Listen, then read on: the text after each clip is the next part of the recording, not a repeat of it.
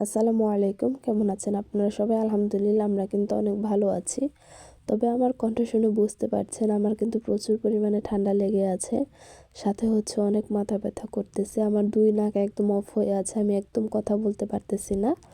তবুও যেহেতু ভিডিওটা আমি বিকেলবেলা ভিডিও রেকর্ড করে রেখেছিলাম, তাই ভাবলাম যে রেসিপিটা আপনাদের সাথে শেয়ার করি। এটা ছিল আমার চাপা মারার আজকে বিকেলের নাস্তা। আজকে বিকেলের নাস্তা হিসেবে আমি তাদেরকে দিয়েছিলাম ফিশ কাটলেট। তো যেহেতু এটা ফিশ কাটলেট তার জন্য তো ফিশ অবশ্যই লাগবে। সাথে আমি ২ প্রকারের সবজি নিয়েছিলাম। যেমন আমি আলু এবং গাজর নিয়েছিলাম। আমার বাসায় আলু এবং গাজর ছিল, তাই আমি এই ২ টাই ব্যবহার করেছি। আপনাদের বাসায় যদি আরও সবজি থাকে তাহলে আপনারা সেগুলো ব্যবহার করতে পারবেন। যেমন ব্রোকলি, ফুলকপি এগুলো ব্যবহার করতে পারবেন। বাঁধাকপিও ব্যবহার করা যাবে। যারা আমার পেজের মধ্যে নতুন আছেন তারা কিন্তু আমার পেজটা ফলো দিয়ে আমার পাশে থাকতে পারেন। তাহলে আমি বাচ্চাদের বিভিন্ন প্রকারের খাবার রেসিপি আপলোড করে থাকি, সেগুলোর নোটিফিকেশন আপনাদের কাছে চলে যাবে।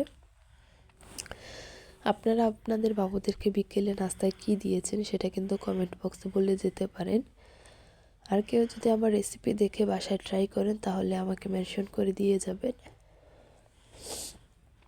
আমার কিন্তু কথা বলতে অনেক কষ্ট হচ্ছে, একদম নাকটা বন্ধ হয়ে আছে। তবু আমি ভাবলাম যে না, ভিডিওটা আপনাদের সাথে শেয়ার করি। তো যাই হোক, আমি এখানে ধনিয়া পাতা কুচি করে নিয়েছিলাম, সাথে হচ্ছে পরিমাণ মতো লবণ দিয়েছিলাম, একটা নুডলসের মশলা ব্যবহার করেছিলাম। ধনিয়া পাতা এবং নুডলসের মশলাটা ব্যবহার করা হয়েছিল একটা সুন্দর ঘ্রাণের জন্য। যেহেতু মাছের একটা নিজস্ব ঘ্রাণ আছে বা গন্ধ আছে, সেই গন্ধটা দূর হয়ে যাওয়ার জন্য এখানে ব্যবহার করা হয়েছে। এখানে কিন্তু লেবুর রস ব্যবহার করা যাবে না, তাহলে একটু টকটক ভাব চলে আসবে। তো তারপর আমি এখানে ময়দা ব্যবহার করেছিলাম, আপনারা চাইলে আটাও ব্যবহার করতে পারবেন। এখন সবগুলো খাবার আমি একসাথে মিক্স করে ফেলবো, এখানে আর কোনো কিছু ব্যবহার করার প্রয়োজন নেই।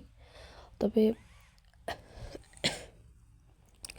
তবে ডোটা যদি শক্ত হয়ে যায় চাইলে আপনারা একটু পানি ব্যবহার করতে পারবেন, নর্মাল তাপমাত্রার পানি, কুসুম গরম পানি এখানে ব্যবহার করা যাবে না। তারপর খুব সুন্দর করে মিক্স করে নেবেন। এখন আর কিছু করতে হবে না আপনাদেরকে। এখন হচ্ছে আপনারা যে যেমন শেপ চান সেরকম শেপ করে দিয়ে রাখবেন এটাকে।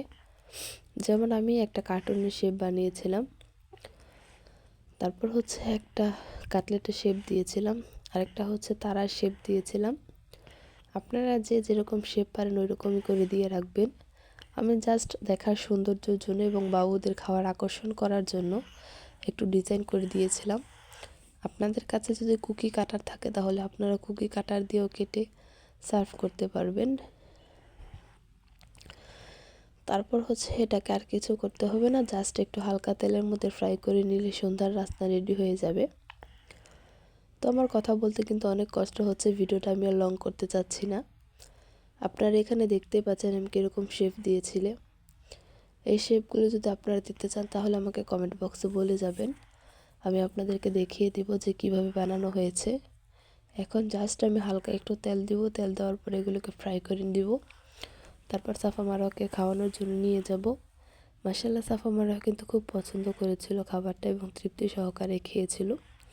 আলু এবং গাজরের মধ্যে কিন্তু অনেক পুষ্টি থাকে, যেসব বাচ্চারা সবজি খেতে চায় না তাদেরকে এভাবে খাওয়াতে পারেন, তাহলে তারা বিভিন্ন প্রকারের পুষ্টি পেয়ে যাবে।